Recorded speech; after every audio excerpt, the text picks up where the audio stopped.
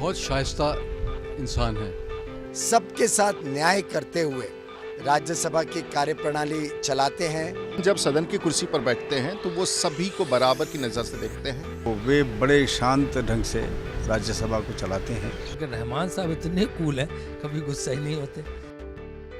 5 अप्रैल 1939 को कर्नाटक के मंड्या जिले में पैदा हुए रहमान खान ने छात्र राजनीति से अपना राजनीतिक सफर कांग्रेस पार्टी के साथ शुरू किया। वो अल्पसंख्यकों की समस्याओं को लेकर जमीनी स्तर पर खासे सक्रिय रहे। कर्नाटक के मुख्यमंत्री और बड़े नेताओं के विरोध के बावजूद 1978 में श्रीमती इंदिरा गांधी ने उनको एमएलसी बनाने का फैसला लिया। वो 12 साल तक विधान परिषद के सदस्य रहे। तो इत्तेफाक से उस वक्त के जो हमारे चीफ मिनिस्टर से साहब कहते उनके कोई और अलग कैंडिडेट था, तो उस वक्त उन्होंने, ना कि मेरे ख़िलाफ़ तो नहीं थे क्योंकि मैं पार्टी का ऑडिटर था, वो मुझे अच्छी तरह जानते थे, तो उस वक्त पर मामला हाईकमांड, कांग्रेस हाईकमांड के पास गया और मैं कश्मकश में फंस गया। एक तरफ चीफ मिनिस्टर, एक कांग्रेस हाईकमांड उस वक्त पर श्रीमती इंदिरा गांधी जी कांग्रेस के अध्यक्ष थे, वो तो उन्होंने मेरा नाम सेलेक्ट कर लिया। रहमान खान ने अपनी योग्यता और क्षमता से विधान परिषद में खास जगह बना ली। 1982 से 1984 के बीच वो विधान परिषद के सभापति रहे। 1994 में रहमान खान राज्यसभा के सदस्य चुने गए। तब से वो लगातार इस सदन के सदस्य हैं। रहमान खान संसद की कई महत्वपूर्ण समितियों के सदस्य रहे हैं। 1999 में वक्फ बोर्डों के कार्यकरण पर बनी जेपीसी के अध्यक्ष के तौर पर उन्होंने वक्फ संपत्तियों की सुरक्षा की दिशा में अनूठा काम किया। हज सुधारों के मामले में भी उन्होंने अहम भूमिका निभाई।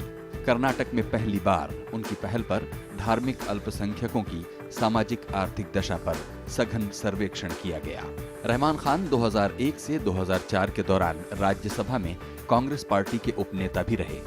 वो मई 2004 में केंद्रीय रसायन और उर्वरक राज्य मंत्री भी बने। लेकिन 12 मई 2006 को राज्यसभा के उपसभापति पद पर उनका निर्वाचन महत्वपूर्ण घटना रही। तब से लगातार 2 बार इस पद पर रहते हुए उन्होंने सदन का भरोसा जीता है। तो उनकी खासियत ही है कि लोग कितने भी उत्तेजित करें, उत्तेजित नहीं होते, कितना भी उनका क्रोधित करने की कोशिश करें, वो क्रोधित नहीं होते, कितना आवेश में लाने की कोशिश करें, उनमें आवेश नहीं आता। और वो जो है हर चीज़ को बहुत इत्मीनान से कंडक्ट करते हैं। दूसरे कोई शिकायत नहीं कर सकता है कि उन्होंने सत्ता पक्ष को फेवर किया, विपक्ष को फेवर किया, सबको बराबर की निगाह से देखते हैं। राज्यसभा में विपक्ष के नेता अरुण जेटली भी उनकी कार्यशैली और बहुमुखी प्रतिभा के मुरीद हैं। सामाजिक विषयों पे उनके बहुत प्रगतिशील विचार हैं, लेकिन उनकी भाषा शैली, शब्दों का चयन बहुत अच्छा रहता है।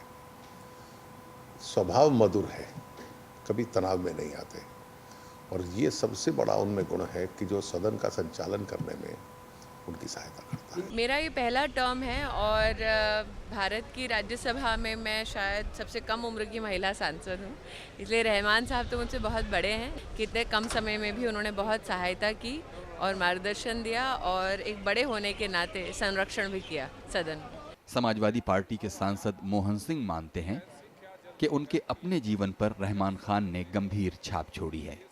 रहमान साहब की गतिविधियों को देखकर मेरे जीवन पर बहुत असर पड़ा, क्योंकि प्रश्नकाल तो अध्यक्षता कर देते हैं उपराष्ट्रपति जी, लेकिन उसके बाद जो सबसे कठिन काम है शून्यकाल को संचालित करना, रहमान खान के कौशल का ही परिणाम है कि शून्यकाल बहुत ही स्मूथली रन करता।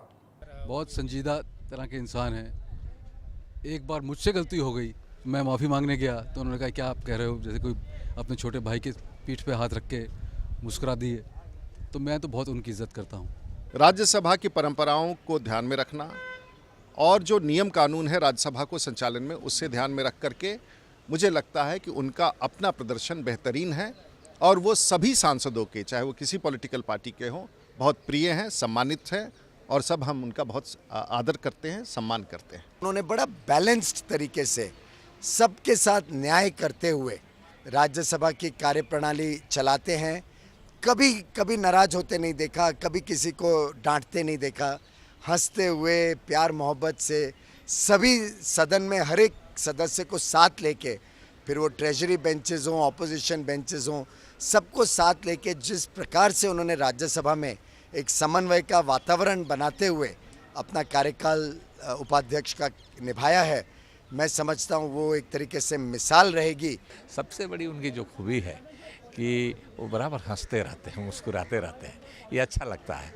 वो न खुद कभी टेंस हमने उनको होते देखा, और जब चेयर टेंस नहीं है तो हाउस को ऊपर उसका बहुत अच्छा असर होता है। रहमान खान लेखक और पत्रकार भी हैं।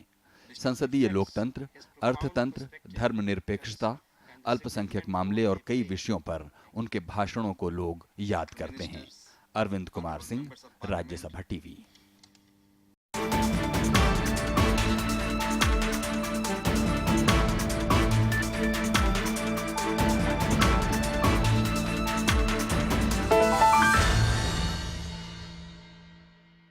Honorable members, I am laying down my office as Deputy Chairman of Rajya Sabha on 2nd April, and I would like to express my sincere thanks to all the members of this House who have cooperated with me from last 8 years, and all have cooperated. No, without any exception. All cooperated. You've given me love, respect, and sometimes the chair has some compulsions, and sometimes chair has to work in a very constrained manner. Then probably I might not have given the opportunity to some of the members. It is not my intention to deprive the members' right to give opportunity and express their opinion, but because of the time management, sometimes the chair will have this constraint. I will apologize if anybody is hurt by my decisions, my rulings, and also I thank all the leaders of the all political parties, leader of the House, our Prime Minister, respected Prime Minister, Dr. Manmohan Singh, the leader of the opposition, and all floor leaders of the all political parties. And I thank my party leadership who has given me the opportunity to preside over this House for over 8 years. And I once again thank the Secretary General who has extended full cooperation in the functioning, the Secretary and the other staff of the table office, marshals, house attendants, all staff of Rajya Sabha, Secretariat, and all the various functionaries, parliamentary functionaries. I once again thank you for all the cooperation. This House...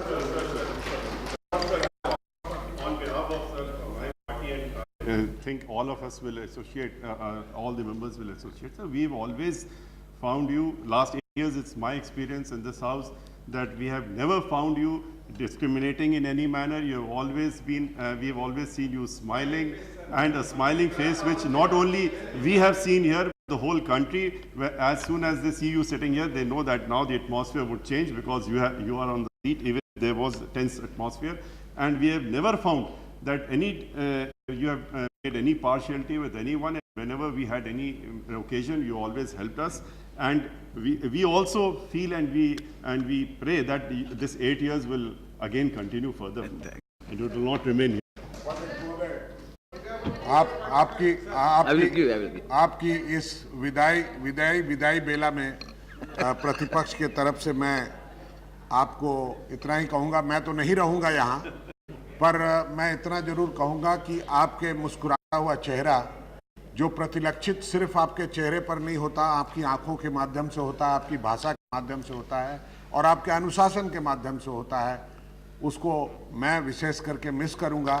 पर मेरी भगवान से यही प्रार्थना है, ये मुस्कुराता हुआ चेहरा अपने राजनीतिक जीवन में और ऊंचाइयों को छुए और ऊंचे जाएं आप, और आपके इस मुस्कुराहट को और लोगों से बांटें। ये खुशबू सिर्फ अपने पास रखने की नहीं है, दूसरों को बांटने से और बढ़ेगी। हाँ, इस पर भी विराजमान हूँ और सदन की कार्रवाई चला। 1 minute. Let him. आप जब मुस्कुराते हैं तब तो बड़ा नेचुरल लगता है, परंतु जब आप गुस्सा करते हैं, कोशिश करते हैं, तो लगता है कि अननेचुरल है, आप एक्टिंग कर रहे हैं। The anger, and you know that why it doesn't look genuine at all. But your smile, it looks very genuine. Mr. Matrin is not here. I would say, out of the 8 years, sir, you have steered the house in most difficult situations. Because chairman साहब तो question hour में होते हैं, वो comparatively that is much easier. And you are here when most difficult situations are handled. So we give you credit, sir, and salute you, sir. Sir, on behalf of Congress Party, I extend you all the best wishes, and I am happy that from that bench closer to Ahluwalia ji, you will be coming this side. Thank you.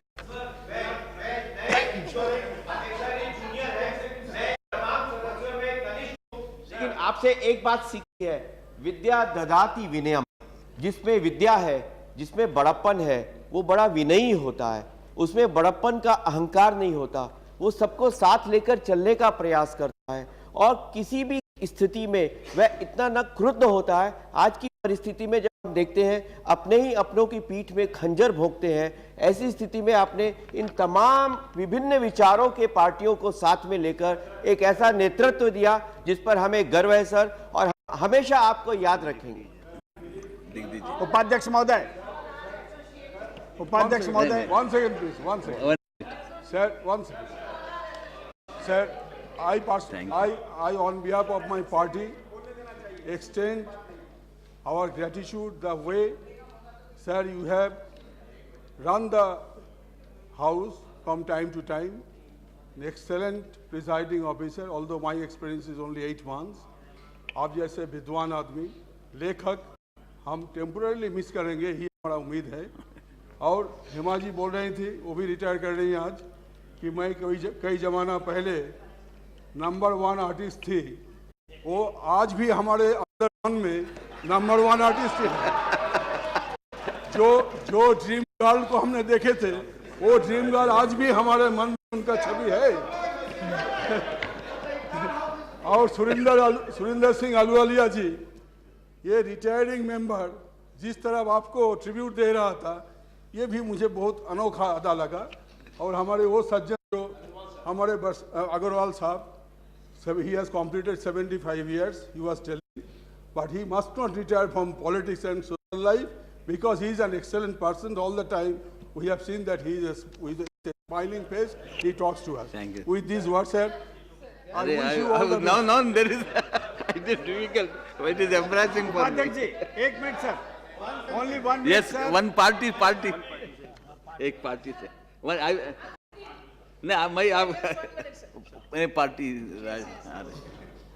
Sir, मैं अपनी party के तरफ से और अपने तरफ से आपके प्रति बहुत आभार व्यक्त करते हैं सर। और मुझे सौभाग्य प्राप्त हुआ है जब स्टैंडिंग कमेटी के अब चेयरमैन हुआ करते थे और मैं आपके साथ सदस्य के रूप में काम किया हूं सर।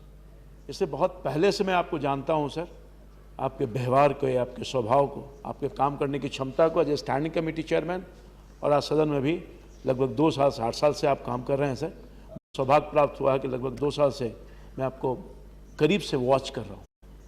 और निश्चित तौर पर जो दिखते हैं आप, माननीय सदस्यों ने कहा, उससे कहीं ज़्यादा अच्छे हैं सर आप।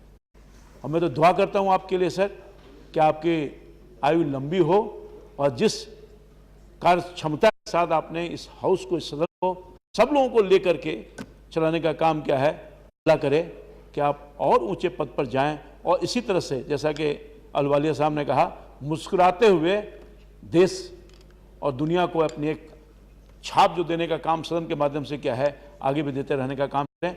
मेरी पूरी शुभकामना है। साथ ही साथ अहलूवालिया साहब के प्रति, आदरणीय अग्रवाल साहब के प्रति, मैडम हेमा के प्रति जो एज रिटायर हो रहे हैं, उनके प्रति भी मेरी बहुत शुभकामना है।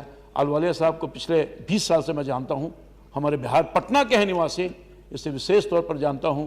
मैं समझता हूं कि आज इन तीनों लोगों की कमी सदन में कमी महसूस होगी और मुझे इन लोगों के लिए भी शुभकामना है कि आने वाले वक्त में जिस तरह से अपना योगदान देश की सेवा में देते रहे हैं, आपके सब लोग आगे भी देते रहने का काम करें। सब लोगों के बाद शुभकामना और बधाई के साथ हम अपनी बात समाप्त करते हैं। धन्यवाद sir.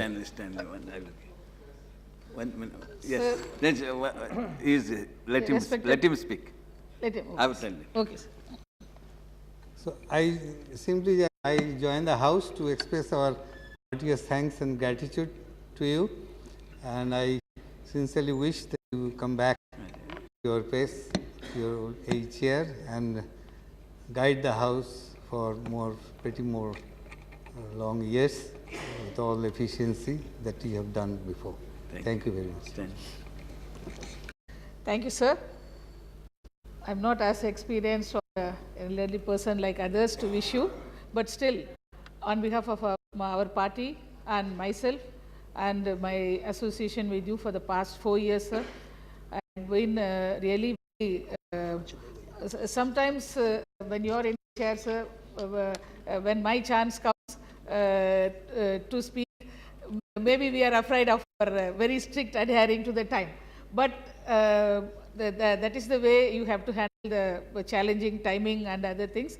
Other than that, we have never seen you being partial with both the sides, and always you are encouraging, and we are on behalf of our party and myself, sir, I wish you all the good health, good luck, and I wish that you will come back here to guide us and be the guiding spirit again, sir. Thank you.